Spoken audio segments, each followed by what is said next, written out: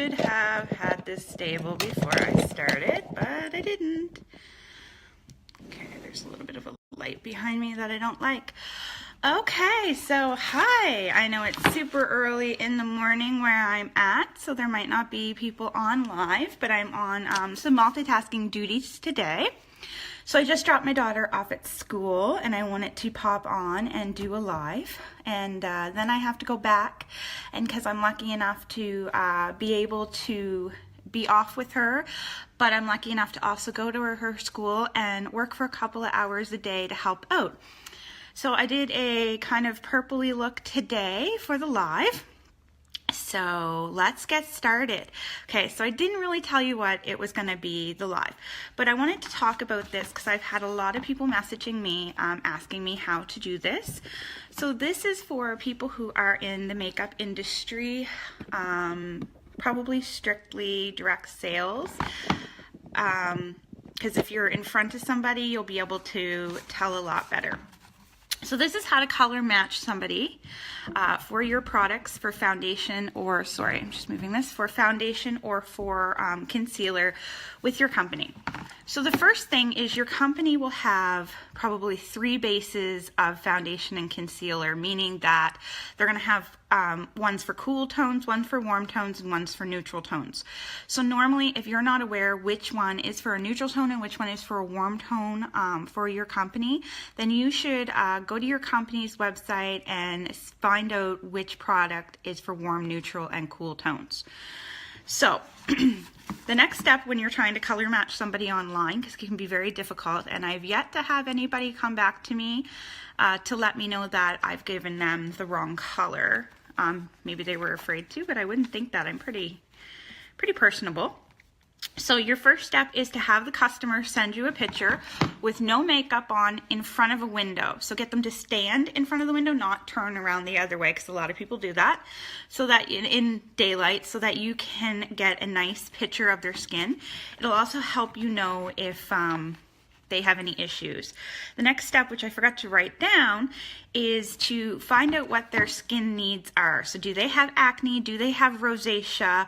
Do they have dry skin? Do they have oily skin? Because a different product will probably work better for them. I know with the last company I was with, we had specific makeup products that worked better for different skin. For example, powder does not work well on dry skin, so a liquid to powder won't work well on a dry skin. Liquid would work better for somebody with dry skin. Oily skin might be the opposite. A powder would work better, vice versa, right? So you need to really know your products and know your customer's skin to be able to find out what they need. So now you need to determine, sorry, I'm reading my notes here. Now you need to determine if they are neutral, warm, or cool. So a cool tone skin is pink, red, or bluish undertones. A warm tone skin is yellow, peachy, golden undertones. A neutral skin is a mix of warm and cool undertones. Also, don't forget that your skin tone can change based on the weather, especially if you have 4 seasons where you live, like I do. So the question to ask is, do you tan, burn, or both in the sun? And the reason why you're going to ask this question is because different skin undertones will react differently. So cools tend to burn, or they burn and then tan. Warms tend to tan right away. And neutral will be a mix of both. So I'm more of a neutral. I will burn and tan. I will tan and burn. I'll kind of do both. Then you're going to ask them to look at their wrist in the light and see the veins on their wrist. And you're going to ask them if they think that the color of their veins is blue. If it's blue, they have cool skin undertones. If it's green, they have warm undertones. If they can't tell, then just move on from that, because not being able to tell might be a sign that they just can't tell, or it might be a sign that they're neutral. But what you're going to do is you're going to combine. It's basically like a score sheet. You're going to be like, okay, they scored me cool here, they scored me warm here, and you're going to kind of keep tally, and the one that wins out tends to be the one that works, but we're going to get to that as well. So what color jewelry looks best on you is your next question. So silver, gold, or do you rock both? If you can only wear silver, or they prefer to only wear silver, then they might have a cool undertone.